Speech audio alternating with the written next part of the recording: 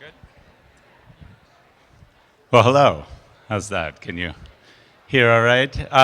Well, thank you. Thank you for taking time out in this very busy day to come and listen to me talk a little bit about this book. And have no fear, I will end with plenty of time to run next door and listen to Bill Gates. So I am proud and honored to be opening up for. I would like to just spend actually a short time, and I won't take anywhere near even the 20 or 25 minutes, to talk a little bit about my latest book project, Why We Believe, Evolution and the Human Way of Being. But what I'd like to do is to contextualize this by just reading two bits to start with, and then talking to you a little bit about the journey behind this book and why I think it might be important to this very audience here at the AAAS. The two bits I want to read are brief. And the first one is the dedication. The dedication in my book is as follows: to humanity, who are neither accident nor miracle. And that sets the stage in a large part for why I wrote this book and how I want to talk about it. So let me first outline what I mean by belief. Because when most people hear the term belief, they immediately think exclusively of religious or other related faith practices. And while that's an important component of the human capacity for belief, I would like to suggest that it is by no means all that is relevant when we talk about belief. So let me lay out belief, then let me walk you a little bit through what this book is about and why I think it matters to scientists. And then you can ask me any questions, or you can just go sit down and listen to Bill Gates. Belief is the most prominent, promising, and dangerous capacity that humanity has evolved. Belief is the ability to draw on our range of cognitive and social resources, our histories and experiences, and combine them with our imagination. It is the power to think beyond what is here and now and develop mental representations in order to see and feel and know something, an idea, a vision, a necessity, a possibility, a truth. To know something that is not immediately present to the senses, and then to invest wholly and authentically in that something so that it becomes our reality. Belief and belief systems permeate human neurobiologies, bodies, and ecologies, acting as dynamic agents in evolutionary processes. The human capacity for belief, the specifics of belief, and our diverse belief systems structure and shape our daily lives, our societies, and the world around us. We are human, therefore we believe. That's the beginning of my book. And my argument here is that this ability to look at the world around us, to imagine other possibilities, and to at least try to make them real is one of the very few things that makes humans distinctive relative to all other animals on the planet.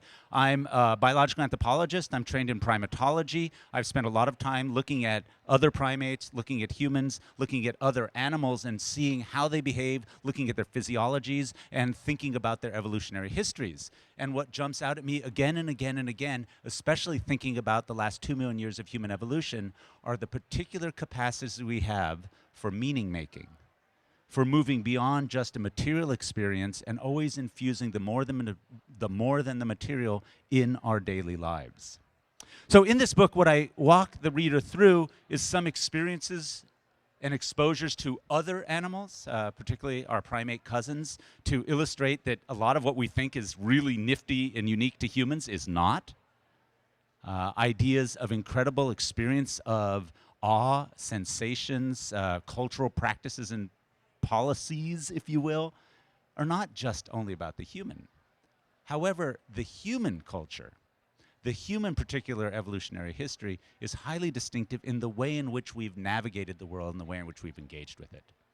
So what I do is walk through a number of chapters outlaying, let's say, the last 2 million years, most of the Pleistocene evolution of the genus Homo, highlighting a particular set of characteristics that set us up for this capacity to believe that I outline here. What are those things? Well, the ability not just to make tools, many organisms make tools, but the ability to make increasingly complex tools. I am sure that there are crows out there who are much better tool users than I individually.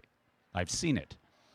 But we as a collective genus, the genus Homo, have this ability to take a stone, to take a rock, and inside that rock see alternative possibilities and to reshape that very material into a new form. We can imagine something and create it anew materially, and that sets a capacity and an ability which over the last 2 million years has enabled us not to just modify rocks, but to modify wood and stones and bones and one another and other organisms on the planet. So our ability to conceptualize differences and possibilities that are not here in our immediate material reality and to make that actually happen sets up an evolutionary context that feeds back in our capacities to augment that and display that in certain ways.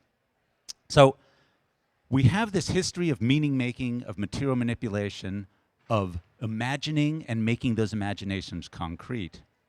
But then we also have something that we could call human culture. Now, we have many types of cultural animals. Orcas are some of my favorite. There's an incredible examples of orca pods who, through their matriarchs, learn different hunting techniques. And these hunting techniques are passed generation through generation, which feed back and actually change the physiological and dietary biology of these orca pods. So we are not alone in having culture. But human culture is particularly interesting because human culture is a more immersive, more technologically complex, and more cumulative experience than the cultures of other animals. So human culture is not just about manipulating the material and having that feedback. It is not just about social traditions being passed down from generation to generation. Human culture is about ideologies, institutions, laws, creating entire realities that we live by, that we believe in, and that become real for us, shaping who we are. Now, how do we get human culture? Where does that come from? It's a lot of information in the book that runs through it, and there's a lot of good archaeological and comparative analysis, but I think what's really important is to engage in the kind of culture that we have as humans. You also need a particular pattern of highly plastic neurobiological development. You need long periods of childhood, and you need an incredibly complex social reality. So we have this evolutionary history of meaning making. We have both a neurobiological and contextual context which allows us to do more plastic, more flexible, and more creative things than many other organisms. And then we have the kinds of histories that we find ourselves in. In the last 10,000 years, let's say the sort of terminal part of the Pleistocene, the beginning of the Holocene, and up into the Anthropocene, which we are in today, human societies, human lives are never without both material, social, and experiential and perceptual realities. That is, our real, the really real of the human is not just about the material and the social day-to-day, but it's also about the perceptual, the ideological, and those combine to create the possibility and the capacity for belief. So then what I do in the book is walk through a couple belief systems that I think are particularly important. For example, religion. Now, religions are very important to humanity, and any scientist who poo-poos religion or ignores it does so at their own risk. And that's a problem we have as scientists of not recognizing that belief is real for those who hold it. So understanding how those beliefs pattern out. I think something that's very interesting in my treatment of religion is to try to understand over the last 10, 20, 30, 40, 50, 100, 200,000 years, how do the capacities that facilitate religious belief emerge? Because, as you all know, religions, as we now know them, are very recent, and humans are not. So I walk through an entire chapter sort of laying out the groundwork for how we might engage in an evolutionary perspective of religion that is not just about the function of religion, but is about the religious experience for individuals who have it. So I think belief and religious systems are very important. Then I go on to talk about other belief systems, because I think if you just focus on religion, you undercut the real power of thinking about belief and what we can do with it. So for example, one of my other favorite examples that I use in this book is economies. Many people think that particular forms of economy, particularly a contemporary capitalist system, emerges from a natural reality of the world, that the world works in cost-benefit modalities and emerges. It doesn't. There's plenty of data that show that. So one of the things we have to ask is, why do we believe in particular modes of economic production? Why did money emerge, and how did money emerge? And how is our capacity to imagine, to create, to believe, and to make those beliefs real, central in understanding our economies and the histories of those economies. So I go through that example, and then I talk also about bonding in relationships, something that we might call love, that no one of us would agree on what it is, but it is Valentine's Day, so I can't not talk about that. Humans and many organisms, social bonding is incredibly important as a central sort of locus of what we do and how both our physiological and behavioral processes work. But humans also do multiple other things with those bondings. We don't just bond for reproduction. We don't just bond for mutual facilitation and social engagement. We also bond for ideological and a variety of other reasons. And we define those bonds in such ways. In fact, we get really upset when people bond in some ways and don't bond in other ways. So understanding how those systems come together to facilitate these processes for me is really important. The bottom line in this book is that I argue we need strict, really effective material evolutionary explanations. That is, we need to look at the archaeological and fossil record, but at the same time we also have to think about anthropological, ethnographic, and historical contexts and place those in dialogue with philosophical and other humanities-based engagements to understand how we get the complex systems that we have today. To be human is messy.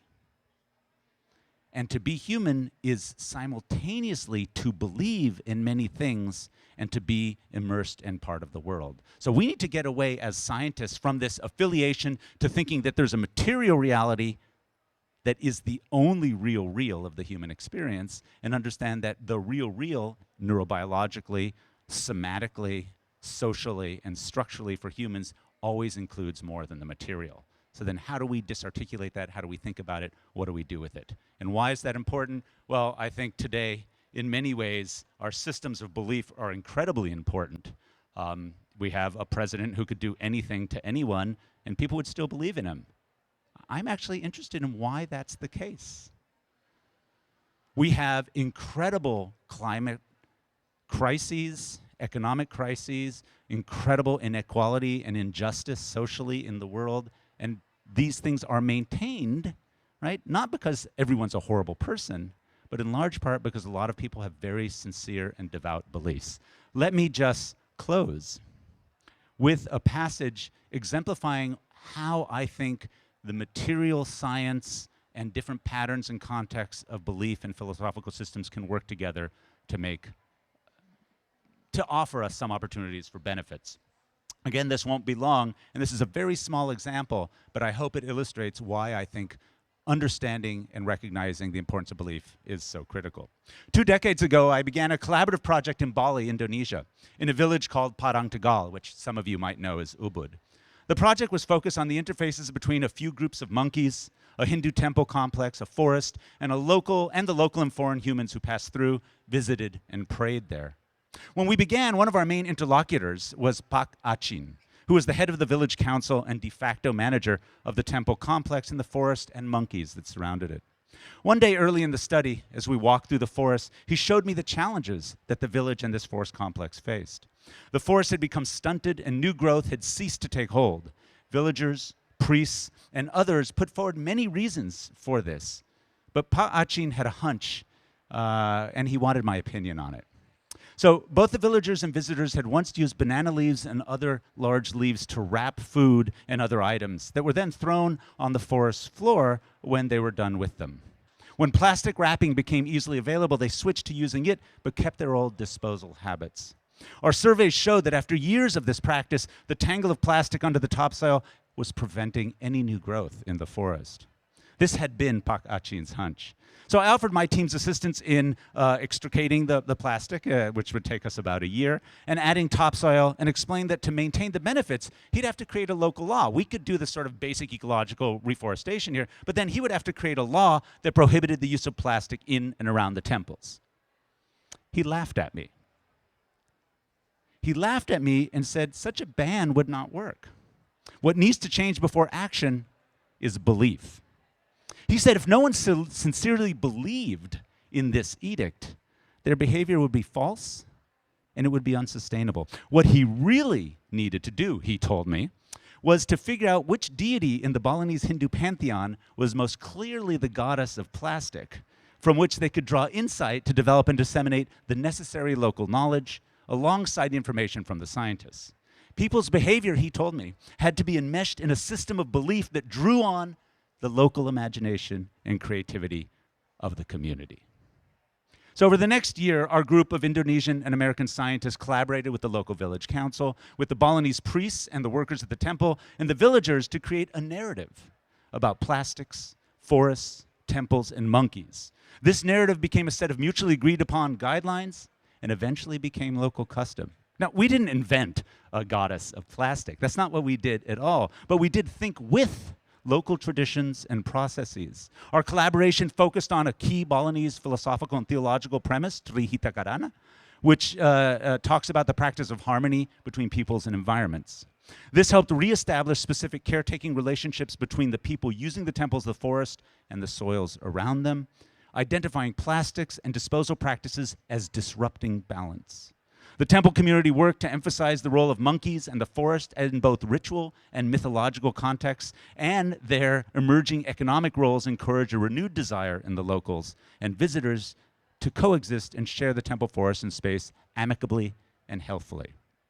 In following Pak Achin's guidance, we mutually developed a set of actions that were linked to local perceptions, to make critical information accessible, to make it matter, and to affect change via belief. Science alone found one answer to the community's problem, but could not have persuaded people to do what was needed. Local beliefs and perceptions, their traditions, could move people to action. But without the specific connections informed by the science, they might not have found lasting solution to the problem. Restoring the forest's health required engaging both belief systems. Understanding belief, understanding the diverse ways in which humans are in the world is critical.